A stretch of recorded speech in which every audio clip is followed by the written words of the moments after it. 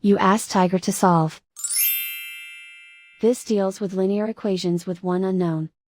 The final result is x equals 1 over 4. Let's solve it step by step. Simplify the expression. Find the greatest common factor of the numerator and denominator. Factor out and cancel the greatest common factor.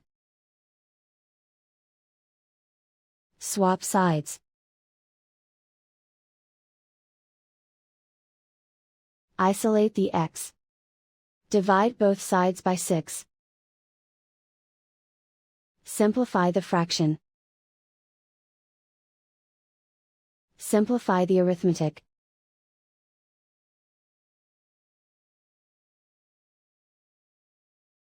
And so the final result is x equals 1 over 4.